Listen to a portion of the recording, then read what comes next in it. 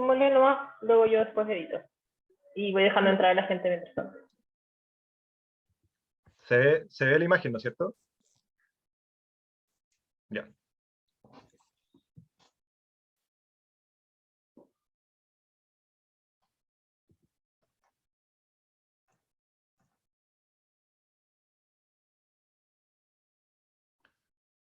Demos un par de minutos que sigan llegando y con eso partimos.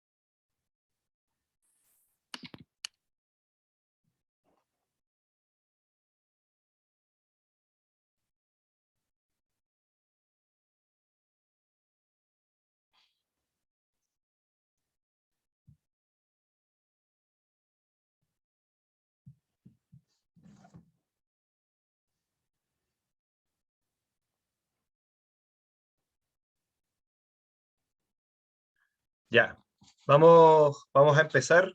Esta la primera sesión de la quinta versión del coloquio de conflictos territoriales del Centro de Estudios de Conflicto y Cohesión Social, en donde tendremos como invitada a Javiera Barandarian.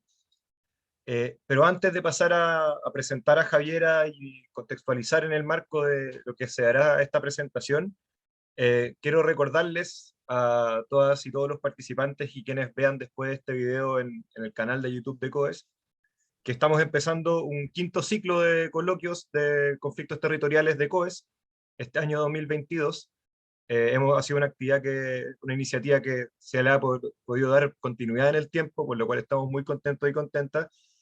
Todo el equipo organizador, que siendo la primera vez del año, voy a recordar quiénes son. Matilda Laín, Ricardo Rivas, Gonzalo de la Maza, Caroline Stam, Antoine Mayet, Aldo Madariaga y quien les habla. Tenemos como costumbre del coloquio presentación todos los primeros lunes de cada mes. En la página de COES están los títulos de las presentaciones y las respectivas fechas. Se van a ir recordando en los respectivos correos informativos de COES para quienes estén en esa lista de correos. De lo contrario, visiten la página web donde pueden estar encontrando esa información. Y si no me equivoco, próximamente estará actualizada con los nombres de quienes presentan en cada fecha. También aprovecho a agradecer por el apoyo para esta actividad y a las actividades de todo el coloquio al equipo de comunicaciones de COES, a Macarena Salvo y a Cristóbal que nos acompañan hoy día, que siempre hacen posible que podamos estar viendo esto. Así que, nuevamente, muchas gracias por estar acá, quienes están, y atentos a todas las presentaciones de COES. Traten de programarse para todos los lunes del primer mes, los primeros lunes de cada mes, hasta el mes de noviembre, para quienes estén interesados en seguir viendo este tipo de presentaciones. Para la presentación de hoy día tenemos un súper inicio de año con una tremenda invitada, Javiera Barandiarán, profesora asistente Global Studies de la Universidad de California, Santa Bárbara, actualmente académica visitante en la Academia Americana en Berlín, desde donde está dando esta presentación hoy día. Para quienes no conocen a Javiera, sus trabajos son un trabajo muy relevante respecto al rol de la expertise técnica y científica en la gobernanza ambiental en Chile, con un libro publicado por el MIT, si no me equivoco, de la editorial del MIT en 2018, y que recientemente salió traducido al español. Javiera nos contará en un segundo en qué editorial, que no recuerdo en este momento, que sin duda es un libro a esta altura yo creo que obligatorio para quienes estén viendo gobernanza ambiental en Chile, y sobre todo el rol de la ciencia y el conocimiento experto.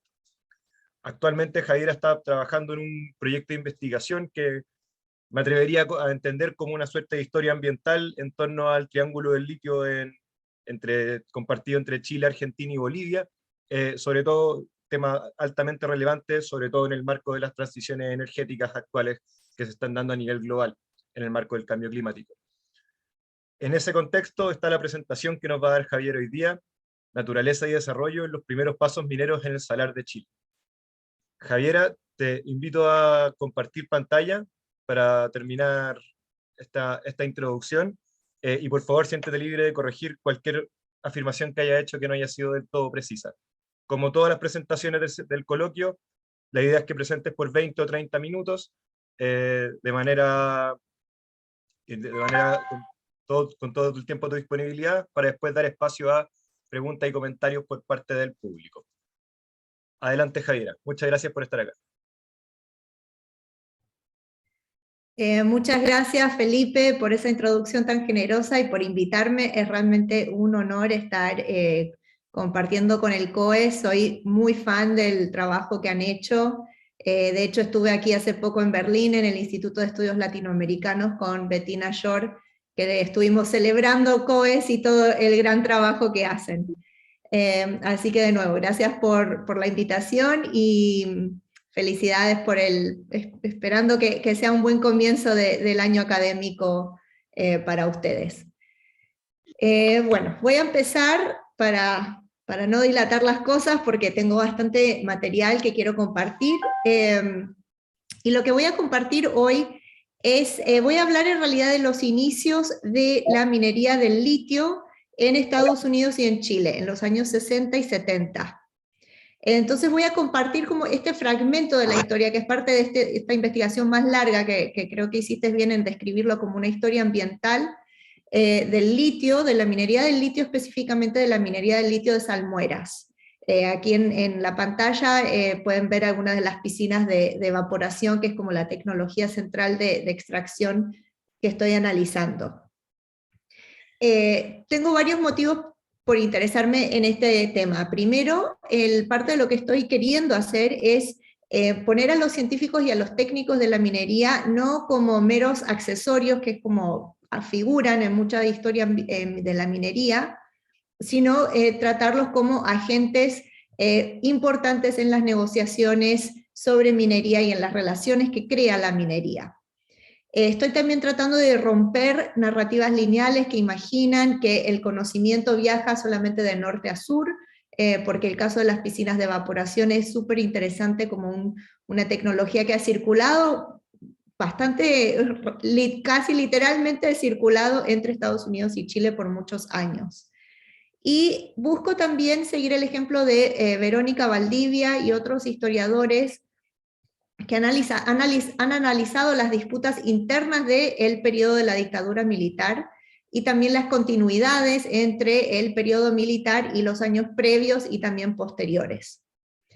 Entonces, uno de los temas ¿por qué llegué al litio? Uno de los temas que me interesó en particular fue entender mejor la relación entre la dictadura militar y la ciencia en Chile, y esto viene muy directamente de mi primer libro que Antoine mostró y que tú referenciaste, que salió hace poco en Chile con RIL Editores, y en este libro lo que analizo es la privatización de la ciencia ambiental a partir de la adopción del principio de subsidiariedad, que como todos sabemos está en la Constitución del 80, y este principio de subsidiariedad junto con la desconfianza hacia la ciencia ayuda a transformar la ciencia en un bien de mercado.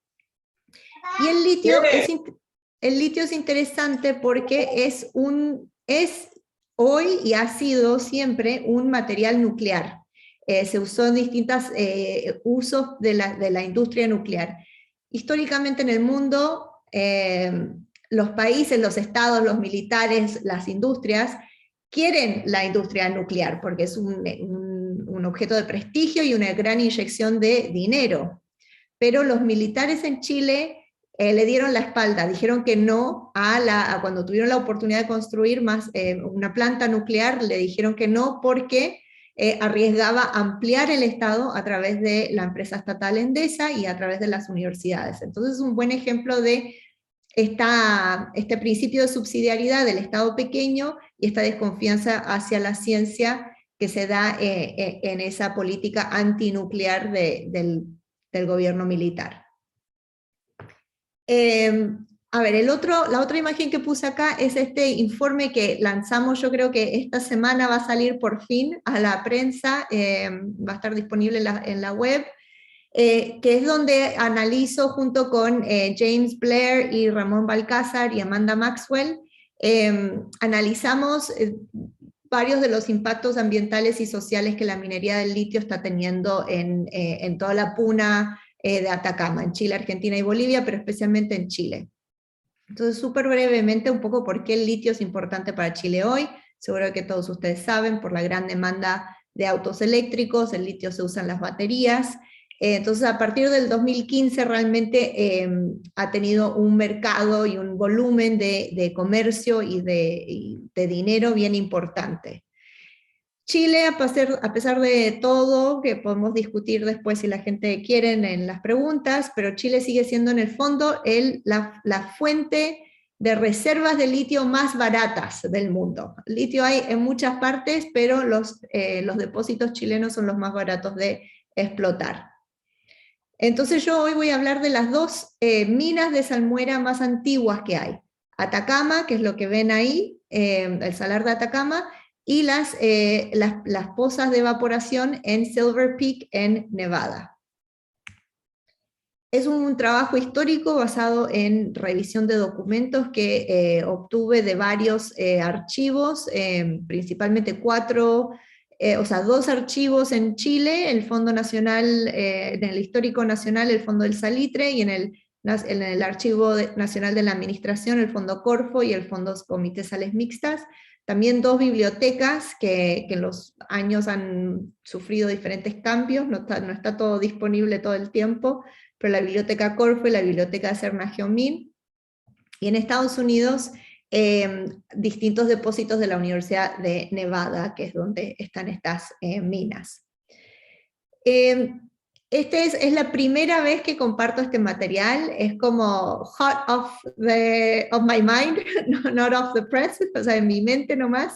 Entonces, análisis totalmente nuevo.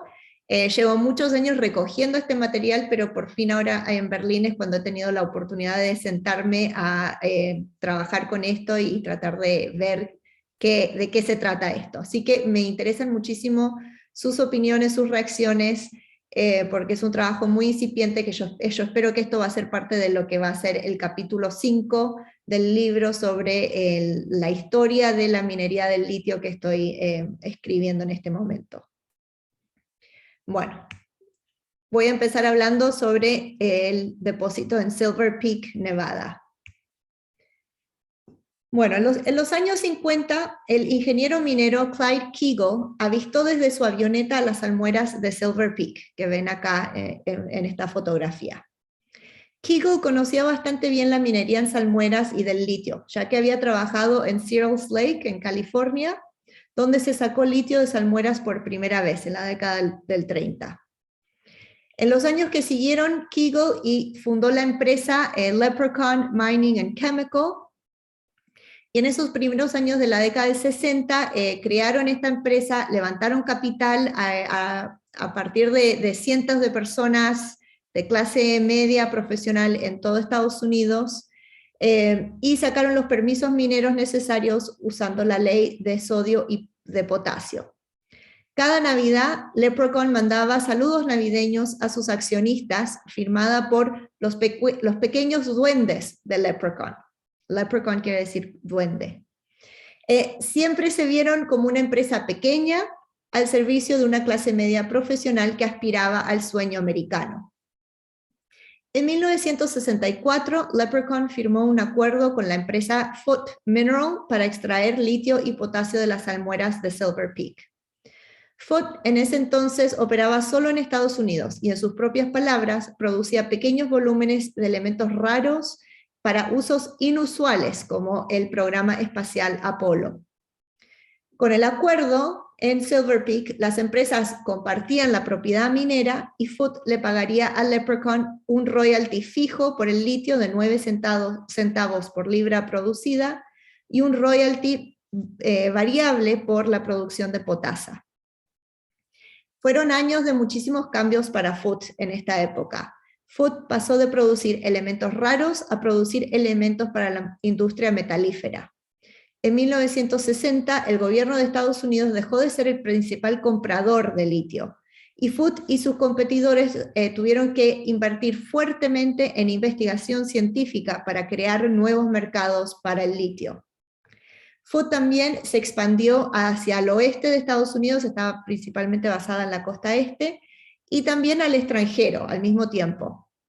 Entonces, tuvo varias iniciativas fallidas en Rhodesia, en Francia, Canadá y Sudáfrica, que estas se vieron eventualmente compensadas por el éxito en Chile. Pronto después, la firma de inversiones Newmont compró a Foot, que luego cambió de manos varias veces entre dos grandes tipos de corporaciones muy diferentes. Por un lado, Foot ha tenido inversionistas, dueños inversionistas como Newmont y más recientemente Rockwood, y por otro lado, o intercalando, ha tenido dueños de la industria química, primero la empresa alemana Chemetall y ahora la estadounidense Albemarle. Mientras los grupos inversionistas buscan altos rendimientos, los químicos buscan completar un negocio global y para ello gastan dinero en investigación. Leprechaun cerró en 1998. Por años, Leprechaun y Kegel siguieron buscando otro yacimiento rico para cumplir sus sueños de hacerse ricos con poco esfuerzo. Pero con el tiempo se fueron desilusionando con Foot, convencidos de que Foot estaba provocando un desperdicio imperdonable que solo podían explicar como resultado de la codicia o de la colusión. Esto porque Foot nunca había producido potasa, aunque estaba contemplado en el acuerdo original. Leprechaun siempre pensó que la potasa, que es un fertilizante importante, sería muy rentable, pero Foot nunca estuvo de acuerdo con esto. La posible producción de potasa se convirtió en una pelea perenne entre las dos empresas, con aristas legales y técnicas. En lo legal, los permisos mineros originales que sacó Foot fueron bajo la ley de potasio. Es la misma que rige al petróleo y fue aprobada en Estados Unidos como un esfuerzo de reducir la exploración y la especulación con estos materiales. Leprechaun hizo incluso gestiones con el senador de Nevada para aclarar si esta ley aplicaba al litio de salmueras. En lo técnico, Foot extraía, de cada 100 libras de salmuera que extraía del salar en Silver Peak, Foot producía apenas 0,04 libras de litio. 78 libras eran agua evaporada, 13,5 eran sal, y el resto iba a una pila de desperdicios donde se apilaba casi todo el potasio. En solo 5 años después de empezar sus operaciones, en 1970, Foot ya bombeaba salmuera de 30 pozos y la depositaba en 10 piscinas. Todo esto determinado por cálculos de computadora que consideraban la composición química, temperatura, profundidad, pendiente y el clima de la zona, para ver cuánto bombear y dónde mover la salmuera. Según un artículo de la época celebrando este sistema, cito, la construcción de piscinas prácticamente no requiere preparación del suelo, porque la superficie del valle consiste esencialmente en arcilla impermeable. Esta superficie asegura que las fugas sean prácticamente nulas. Pero los residuos se acumulaban muy rápidamente. En solo 5 años, una piscina entera, la número 5, ya estaba fuera de uso, porque se había llenado de impurezas, la mayoría de las cuales probablemente eran potasio. Era más barato en esa época construir piscinas nuevas que lidiar con los residuos. El conflicto entre las empresas escaló a partir de 1975, cuando el gobierno de Estados Unidos le pidió a Foot que pagara un royalty más alto. Esto gatilló una respuesta de Foot. El territorio era valioso por el litio, no por el potasio, dijo la empresa. Entonces no aplicaban los permisos mineros que había sacado Leprechaun. Lejos de pagar más royalty, Foot no debía pagar ningún royalty, porque podía extraer de Silver Peak usando otro tipo de permiso minero. Una corte de reclamos le dio la razón a Foot, y así el litio de salmueras pasó de compartir estatus legal con el petróleo a compartirlo con minerales de roca. La posición de Foote en contra del potasio reflejaba un cálculo bastante obvio para ellos. Ellos siguieron pagándole al Leprechaun el royalty fijo del litio, que no subió desde 1967. El royalty variable de la potasa era otra cosa. Foote asumía todo el trabajo y riesgo de producir y vender potasio, y Leprechaun y el Estado se llevarían un porcentaje importante de esas ganancias en forma de royalty. Aún así, Leprechaun desconfiaba de Foote. Foote no compartía información sobre su tecnología ni sobre cuánto producía. Kegel estaba convencido que Foote estaba coludida con otra empresa a quien le regalaban el potasio. Escuchaban rumores sobre sus operaciones en Chile, pero estas no eran transparentes. Y sabían que Foote había vuelto a los tribunales ahora queriendo recuperar los permisos para producir potasa de Silver Peak. Un empleado de Foote en los años 90 dijo que la operación en Silver Peak en esos años era esencialmente la misma que en 1967. Lo único que había cambiado era el nivel de producción debido a las operaciones en Chile. Con un costo más bajo y construida para una mayor capacidad, la mina en Atacama de Foote operaba siempre a plena capacidad, mientras que Silver Peak pasó a operar en caso solo de picos en la demanda. Por estos mismos años, el consultor californiano Donald Garrett preparó un informe para Leprechaun, donde estimaba que al no vender potasio, Foote había renunciado a $227 millones en ganancias. También acusaba a Foote de ineficiencias. Lo acusaban de bombear demasiado rápido, provocando una reducción del nivel del agua y una dilución de la salmuera, que ahora no se podía extraer, quedaba arruinada de esta manera. Las piscinas tenían tantas fugas que Garrett estimaba que Foote perdía hasta 2 libras de litio por cada libra que producía. Es difícil exagerar la experiencia de Garrett en ese entonces. Garrett llevaba 30 años asesorando a todas las empresas de salmueras de las Américas, incluidos años de trabajo con Sokimich, Corfo y en el Atacama. Garrett le escribió a Leprechaun, cito, "No conozco ningún operador en el área de salmueras en el mundo que practique una operación tan derrochadora y dañina como la de Foote en Silver Peak. Solo podía explicar tal ineficiencia porque la extracción en Silver Peak era tan barata y por la rentabilidad del Atacama". Garrett se preguntaba si Foote pensaba, con la nueva operación en Chile, por qué preocuparse por desperdiciar las reservas de Silver Peak. Ahora voy a hablar del salar de Atacama. Bueno, en 1957, la compañía Anglo Lautaro financió un estudio que encontró litio y potasa en el salar de Atacama, pero determinó que no era aún competitiva su extracción. Poco después, Anaconda también encontró litio, pero el punto sin retorno vino en 1968, cuando el Instituto de Investigaciones Geológicas, o IIG, fue a prospectar al salar de Atacama. A partir de ahí, nadie más en Chile dudó del valor de las salmueras del salar de Atacama.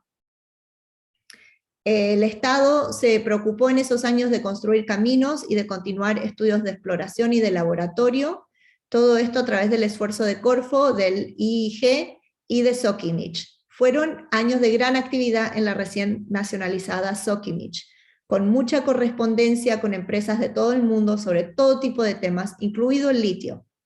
Fue en esta época que el vicepresidente de Sokimich le escribió a Foote para preguntar sobre tecnologías de extracción de litio en salmuera. En diciembre de 1972, químicos, ingenieros y profesionales de más de 40 organizaciones se reunieron en Iquique para el primer seminario sobre minería no metálica, y un mes después se celebró en Antofagasta la primera reunión anual de geólogos. Los informes de la época muestran que el IIG vio oportunidades para sustituir importaciones de productos químicos. Calcularon que la moneda extranjera ahorrada podía mantener al IIG por 50 años. Por ejemplo, Sokimich gastaba en ese entonces casi $2 millones en importar potasa para producir nitrato de potasio, un fertilizante que se vende más caro que el habitual. El IIG recomendaba intensificar estos esfuerzos y aumentar la colaboración con los institutos de investigación científica y tecnológica del país. Y esta visión del 72, donde eran centrales Sokimich, el potasio y los nitratos, continuaría guiando los planes de desarrollo del Salar de Atacama por las próximas 5 décadas, hasta el día de hoy. El golpe obviamente afectó duramente estos planes. El IIG dejó de existir, fue reemplazado eventualmente por Cernagiomin. Corfo también fue reorganizado y Sokimich pasó a estar dirigida por miembros del ejército. La comunidad de geólogos que estaba liderando este proceso hasta el momento, que era muy pequeña, se vio aún más reducida por el exilio tanto al exterior como interno. Muchos se fueron, dejaron el Estado para trabajar en universidades y en minas remotas como El Salvador. Al año del golpe, Corfo había retomado sus actividades en el salar a través del Comité de Sales Mixtas, que en 1975 firmó 2 acuerdos con personajes que ustedes ya conocen. Un acuerdo fue con Foot para evaluar una operación de litio y magnesio, y otro con la consultora de Donald Garrett para evaluar el potasio y el ácido bórico. Si bien en muchos de sus informes Corfo no menciona a Sokimich, en los documentos de la empresa sí hay copia de un acuerdo entre Corfo y Sokimich que contempla este acuerdo con Garrett, y agrego que Garrett era viejo colaborador de Sokimich desde los años 50. Sobre el terreno, en el salar, los técnicos de Foot y Corfo trabajaron juntos bastante bien, y los estudios de factibilidad avanzaron más o menos según lo planeado. Pero en las oficinas de Santiago, Corfo enfrentó una serie de trabas en sus negociaciones. El acuerdo inicial entre Corfo y Foot le daba a Foot exclusividad para producir 5.000 toneladas de carbonato de litio al año. Foot tenía que invertir 23 millones y poner la tecnología de extracción. Corfo ponía los permisos mineros. Y se dividía en la empresa 55% Foot, 45% Corfo. O sea, era un clásico del desarrollo dependiente. Los norteamericanos ponían la tecnología y la plata, y los sudamericanos ponían el territorio. La primera traba que Corfo se encontró provino de la Comisión Chilena Nuclear, la SECHEN, que objetó que Foot controlaría la futura sociedad chilena del litio y que no estaba obligada a transferir tecnología o a capacitar a los chilenos. Tampoco consideraba el acuerdo no resguardaba los usos nucleares del litio. En paralelo, los ministerios de Minería y de Defensa criticaron a Corfo por estar, cito, fallando con este acuerdo en la defensa del patrimonio nacional. Estas acusaciones perseguirían a Corfo durante años. Un momento crítico vino en 1977, cuando el Ministerio de Minería aumentó por 30 el valor de las concesiones mineras, lo que obligó a Corfo a pagar casi $900.000 más en derechos de propiedad. No sé por qué el ministerio hizo esto, pero tuvo beneficios para Corfo, porque redujo a la mitad las concesiones mineras del proyecto con Foot. La excusa era ahorrar dinero, pero más importante, preparó el terreno para acomodar el segundo proyecto en el salar de Atacama, el de potasa o potasio. O sea, Corfo necesitaba separar el litio del potasio, tecnológicamente, legalmente y económicamente. En un informe, Corfo dice que el ser altamente soluble, el litio es fácil de separar de otros elementos en la salmuera, y por lo tanto será también fácil aplicar un marco legal que permitiera al Estado retener el control sobre el litio y dejar a los privados el derecho de extraer otros elementos, como el potasio. En un informe posterior, Corfo explica que la extracción de salmueras del salar es económicamente viable, con poco riesgo, solo si se comercializan todos los diferentes elementos de la salmuera.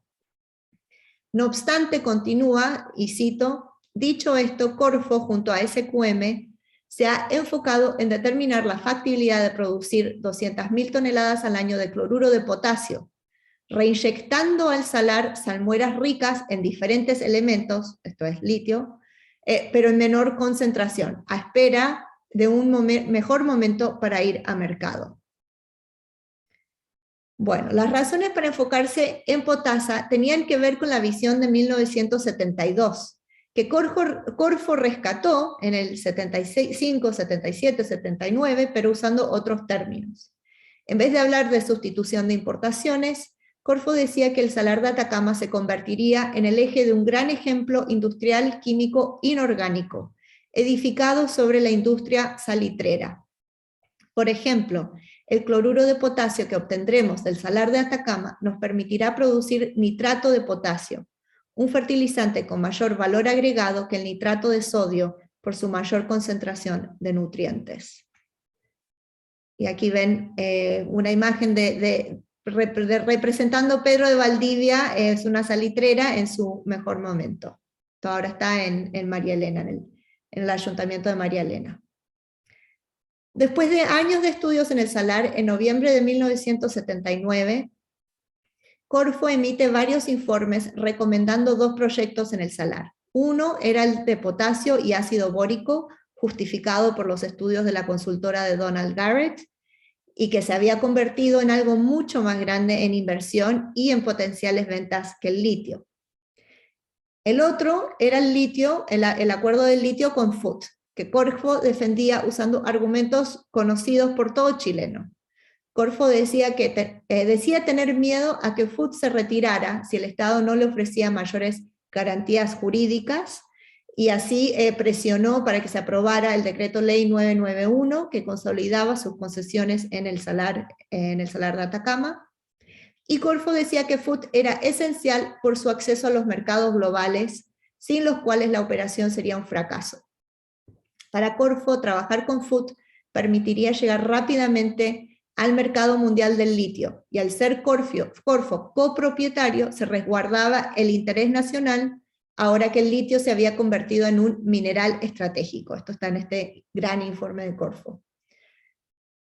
Al mismo tiempo que Corfo publicaba estas recomendaciones en noviembre del 79, que es la culminación de 5 años de trabajo en el Salar, se aprueba el decreto ley 2886, que declara al litio estratégico nacional, y reserva para el Estado todos los depósitos de litio que aún no estaban en desarrollo, es decir, todo menos el Salar de Atacama, agregando así el litio a una lista de minerales que incluía al petróleo, a los nitratos y al yodo. Entonces el litio pasa a tener el mismo régimen de regulación que estos otros en Chile. Al mismo tiempo, este mismo decreto ley libera los yacimientos de potasio, o sea, saca el potasio de ese régimen especial. Y el potasio pasa ahora a ser regido por el Código de Minería.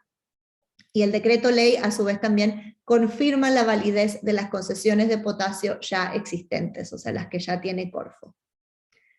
Entonces parecía que para 1979 Corfo había logrado separar legal y económicamente el litio del potasio, pero quedaría pendiente la tarea de separarlos técnicamente, y Corfo lo sabía. En ese mismo informe escribía, cito: el proyecto de sales de potasio en el Salar de Atacama plantea un problema de convivencia con la empresa que extrae el litio. Esto habrá que aclararlo en un nuevo convenio con Foot, que tendrá que incluir un derecho de convivencia para extraer libremente otros recursos como potasio.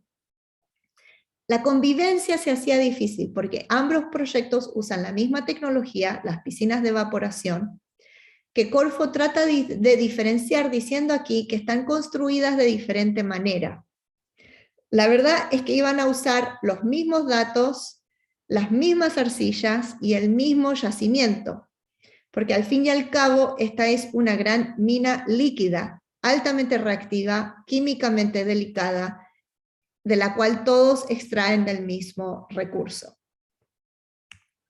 Bueno, algunas reflexiones finales. ¿Por qué me interesa este periodo?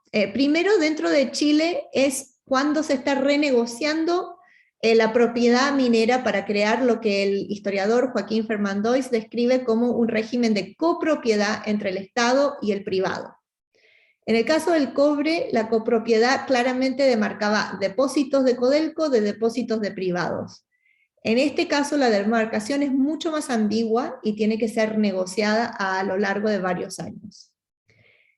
Es interesante notar aquí la plasticidad de las leyes mineras. Casi al mismo tiempo que en Estados Unidos el litio pasa a ser regulado como petróleo, pasa de ser regulado como petróleo a ser regulado como minerales de roca, en Chile sucede al revés.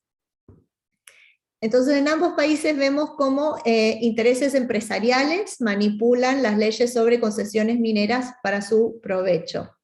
Y el litio tiene esa plasticidad que quizás es única. Uy, perdón. A nivel global son años de transición de la economía de la posguerra y de la Guerra Fría hacia la globalización, y esto lo vemos en el derrotero de estas empresas. Entonces Leprechaun desaparece, Food se transforma en una multinacional y Sokimich es privatizada. Lo que quiero resaltar acá es que las rentas de estas diferentes empresas no provienen de operaciones aisladas, sino que hay que conceptualizarlas globalmente, ¿no? Son operaciones integradas y hay un aprendizaje y hay una integración de los recursos en diferentes niveles. Y tengo todavía muchísimas preguntas sobre qué pasó, por ejemplo, el grado de comunicación que tuvo Sokimich con Corfo, con Garrett y con Food, sobre el detalle de las trabas que antepusieron la SECHEN, el Ministerio de Minería y el Ministerio de Defensa, y me falta entender bien todas las consecuencias de los decretos ley y su relación con la reforma constitucional y la ley orgánica minera que ya se estaban gestando para el 78, 79, 80. Pero quiero terminar con un punto que para mí es muy importante sobre la naturaleza de estos lugares, que para mí esto es como una especie de problema que nadie en todos estos años quiso realmente ver o articular, y es que el litio y el potasio no se pueden separar sin generar grandes pérdidas, porque sus diferentes concentraciones en la salmuera requieren bombear a diferentes ritmos. Rápido para el potasio porque es de grandes volúmenes y lento para el litio porque tiene bajos volúmenes. En Silver Peak este problema lo resolvió Leprechaun con la ilusión de que el potasio que Food desechaba se estaba acumulando, creando una especie de gran pila que algún día podría ser procesada. Y en el Atacama, la aparente solución la puso Corfo, con la idea de que la salmuera con litio puede ser reinyectada una vez extraído el potasio. Ambas son soluciones falsas y sin embargo persisten hasta el día de hoy, encubiertas por miles de estudios técnicos y por la renuencia a repetir constantemente que estas salmueras son recursos que se van a agotar y que su extracción tiene daños ambientales que se podrían atenuar bajo otra mirada extractiva. Así que hasta ahí lo dejo. Muchas gracias.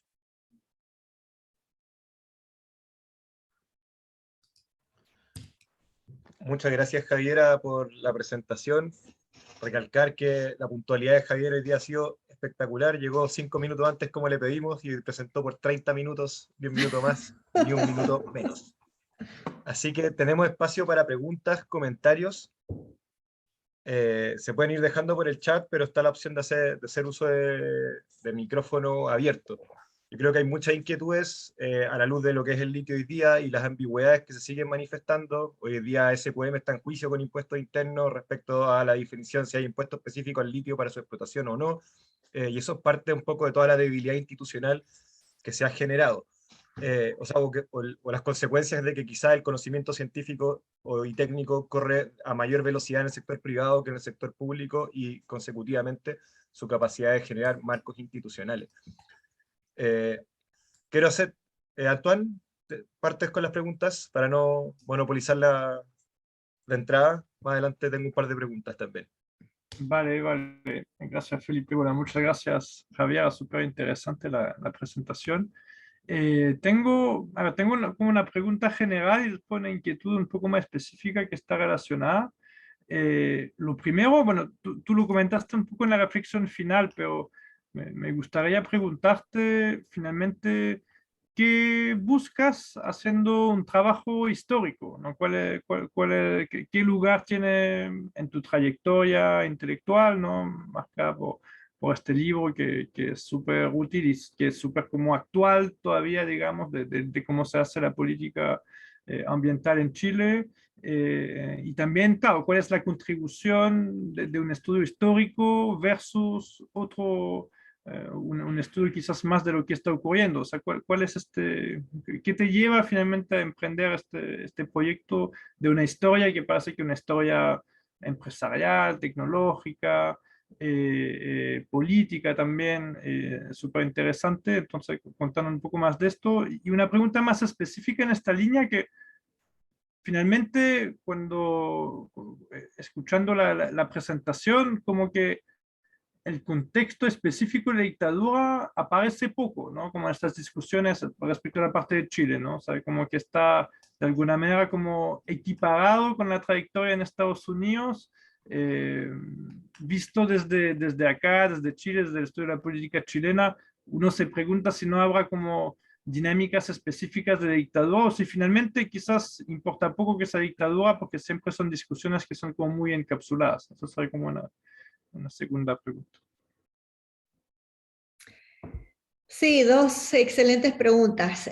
Yo también me pregunto todos los Javiera, días. Sí, ¿te parece tomar un par de preguntas? Hacer una perfecto. primera ronda. Sí, me Disculpa encanta, la sí, intervención. mejor. ¿Más alguien tiene otra pregunta, comentario? Bueno, voy a tomar, mientras los demás van pensando, voy a adelantarme yo con dos preguntas que me nacen a partir de lo que presentaste.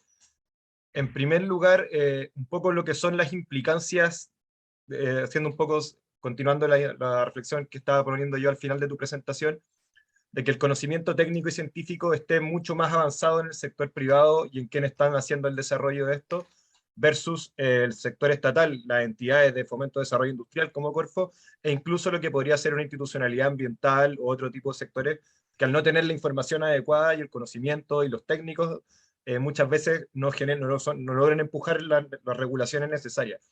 Y eso, en el caso de la industria salmonera en Chile, que hemos trabajado, Ricardo, yo acá, es muy marcado que el monopolio del conocimiento que tenía el sector privado marcó que hubiera una regulación muy deficiente, pero eso va a empezar a cambiar cuando el Estado empiece a invertir en eso. Entonces, un poco, ¿qué implicancias tiene eso en este periodo que tú estás viendo? Y en segundo lugar, algo un poco de la mano con lo que comentaba Antoine, en esta cierta periodización que tú haces del desarrollo del litio a través desde Nevada a Chile, estamos un poco pre-entrada de lo que es el momento neoliberal en Chile, que más que el 73 empieza el 82 en adelante. Si toda esta discusión un poco de Estado desarrollista que tenía Corfo a ratos, cómo se va mutando en este periodo posterior, que quizás algo que obviamente por el marco temporal que ajustaste no lo tocaste, pero quizás cómo toda esta discusión va a marcar o dejar una base institucional que va a moldear cómo va a ser la conversación posterior para lo que va a ser SQM y Albenmel. O sea, a ver, sí, Tenemos Caroline. Caroline y... Sí, también felicitarte por la presentación. Me parece muy interesante la articulación entre este contexto marco legal, el económico y el técnico científico y cómo se articulan de manera distinta entre Estados Unidos y Chile. Y tengo una pregunta sobre más bien el tema espacial. Finalmente también los lugares que trabajan estas industrias, bueno, en Chile el Salar de Atacama es como uno de los salares más aislados, desérticos, con poca población. Si eso tiene un impacto justamente en cómo ellos lo abordan versus otras industrias que son, o extractivistas que son más accesibles, y si eso se diferencia entre Estados Unidos y Chile, ¿no? Si la lejanía, por ejemplo, permite que se van por las piscinas de evaporación, porque justamente no hay tanto conflicto con pueblos o algunos colectivos, o sea, si lo geográfico tiene algún impacto en estos tres marcos que tú planteas. Gracias. Sí. Adelante, Javier, ahora sí que sí. Ya.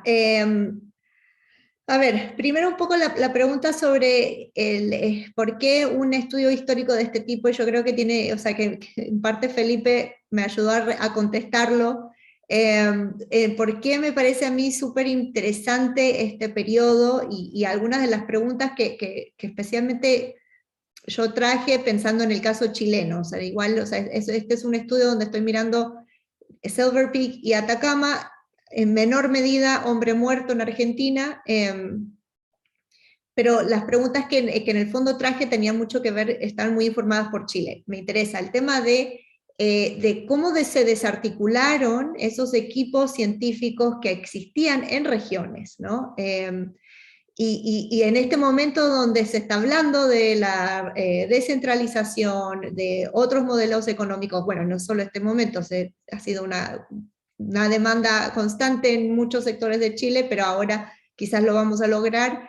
Es interesante recuperar esa historia de que tenemos experiencia con esto, que fue cortada muy abruptamente, entonces un poco los costos, la violencia del golpe fue muy amplia, y tiene un montón de aristas que no son, o sea, que no son todas conocidas en el fondo. Entonces, como rescatar esa historia, reflexionar sobre ello, la importancia que tuvo, me parece importante, me parece interesante. También como un ejercicio de humildad sobre lo difícil que es, ¿no? Lo difícil que es realmente, como dijo Caroline, articular todas las cosas que se tienen que alinear para realmente pensar en un desarrollo con otra mirada, con otros ojos. Entonces, bueno, también es como un ejercicio de humildad sobre lo difícil que estas cosas van a ser en el futuro y lo difícil que han sido en el pasado y lo frágil que es todo esto. La historia de Corfo en general me parece como muy interesante y muy importante, no solo para Chile, sino para la región y para el mundo. Es una institución muy interesante y entonces estoy queriendo siempre averiguar más sobre eso, así que si tienen también referencias, por favor, mándenmelas. El otro tema es sobre la naturaleza, ¿no? Yo ahora mismo lo estoy conceptualizando más específicamente que historia ambiental de la minería del litio, más como una historia ambiental del nacionalismo de recursos. Entonces, hilando el litio con el salitre, con el cobre, entonces poniéndolo como también en una historia más larga sobre cómo imaginamos en Chile el rol de la minería en el desarrollo nacional y cómo eso se articula, no solo a través de rivalidades o nacionalismo en contra de empresas como Anaconda o Kennecott, sino también en cooperación con otras empresas, ¿no? Y aquí la figura del consultor de Donald Garrett, que aparece en absolutamente todos estos trabajos, es fascinante.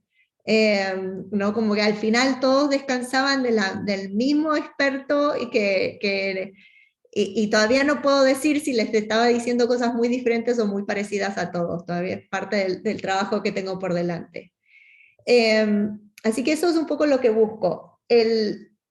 Y en ese sentido espero profundizar más y que el libro es mucho menos simétrico en el sentido de los contextos, ¿no? Sí hablo mucho más sobre el contexto de la dictadura y también de todo el desarrollo previo. Entonces, al final está quedando parte por COVID como una historia más de Chile, pero en este contexto más global. Quería, hablar esto del tema del aislamiento. Si el aislamiento tiene impactos, es una pregunta súper interesante.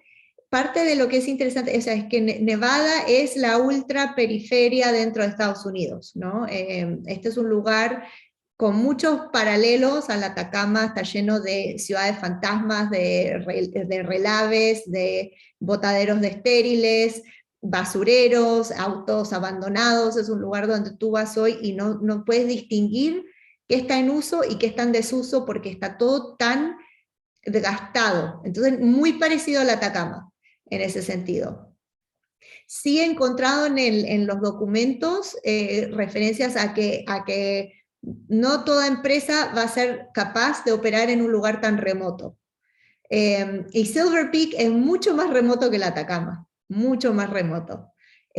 Hoy en día hay que manejar 1 hora para llegar a una bomba de benzina.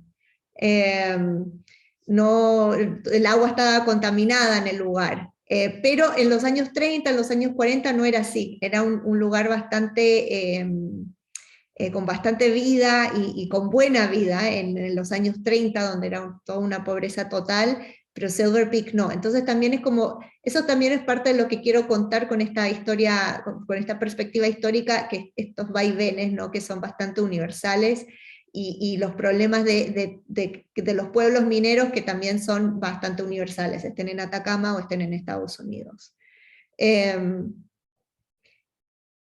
Y en el caso de Atacama sí también tengo en realidad casi todos los testimonios de los 60, del 68, hablan de ese aislamiento, ¿no? De que no había caminos, que las botas se rompían, que no podían caminar por más de una hora sin que se les rompiera todo, de lo difícil que era trabajar en ese ambiente. Pero parece que eso se superó igual relativamente rápido, en el caso del Atacama en particular. El porqué de las piscinas, o sea, ahí es parte de los archivos. Justo hoy espero que me lleguen los archivos de Anaconda que pedí, es donde espero que haya más detalles sobre esto, pero, y es donde también el archivo de Soquimich tiene mucha información, porque Soquimich estaba usando pozas de evaporación desde los años 30 y 40. Y entonces no sé yo, Foot, de dónde lo sacó, todavía no he logrado ubicar esa parte, de dónde sacaron ellos la tecnología, pero se estaba usando y es lo que se usa para la extracción de sal y para un montón de cosas. Es una tecnología que se usa para muchas cosas en las industrias químicas. El tema del conocimiento científico y técnico que esté más avanzado en el sector privado que en el público, bueno, estoy totalmente de acuerdo que ese es un problema tremendo, y es parte también de lo que quiero ver con este estudio más histórico, cómo fue cambiando eso. Porque no ha sido lineal, y qué tipos de conocimientos. Y al final aquí parte de la pregunta es ¿por qué sabemos tan poco hasta el día de hoy sobre los impactos del agua? ¿Por qué seguimos discutiendo sobre cuál es la hidrogeología de este espacio, desde el cual ha habido extracción permanente por más de 40 años? Y sobre Silver Peak sabemos mucho más porque el equivalente del Instituto de Investigaciones Geológicas, que es el USGS, no fue desmantelado. Entonces ha habido una privatización, pero no fue desmantelado con esa misma brutalidad y esa misma fuerza que existió en Chile. Entonces eso también va a ser una buena parte del análisis que hago, y que acá vale la pena decir, uno de los fundadores del Instituto de Investigaciones Geológicas fue un geólogo, George Erickson, que era experto justamente en nitratos, que fue uno de los primeros que estuvo ahí en el Salar de Atacama prospectando, que vivió muchos años en Chile, que trabajó muy codo a codo con Soquimich, y que fue también uno de los pioneros en todo el uso de recomendación de usos de piscinas de evaporación. Entonces también es como un poco, y era empleado, él era de Estados Unidos, del USGS. Entonces ahí él es también como otra de las figuras que une todo, y donde vemos esa circulación de expertos muy íntima realmente.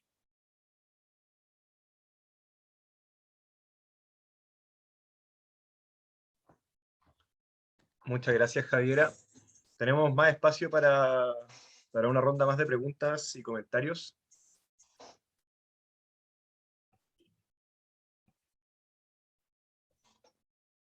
Tengo una pregunta, pero muy anecdótica, perdón. ¿Cómo consigues los archivos de estas empresas? Porque me imagino que es difícil saber, me imagino que no hay un catálogo de archivos como en la Biblioteca Nacional, que es fácil, y cómo liberan estos datos. Sí. Perdón, no. Suerte, tuve una suerte de encontrar los archivos de Leprechaun que ni te explico. COVID cambió todo mucho, porque muchos de los archivos siguen cerrados, cosa que es imposible de explicar y justificar.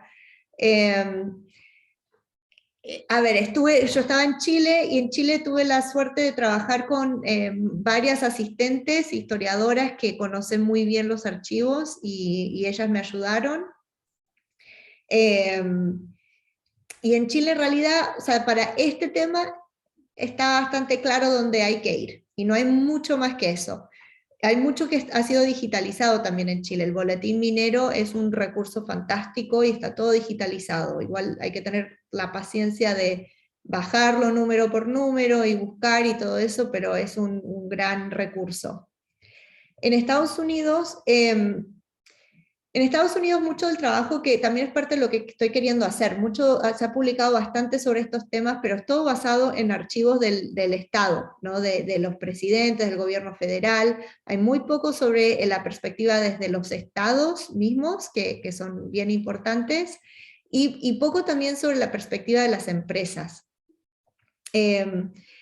Tuve suerte que la Universidad de Nevada tiene este archivo de Leprechaun, y que Leprechaun, como empresa chiquitita, así como despechada, mantuvieron un registro de todo muy exhaustivo. Así que ahí hay muchos materiales, y también hubo 3 juicios entre Foote y el Estado, y Foote y Leprechaun.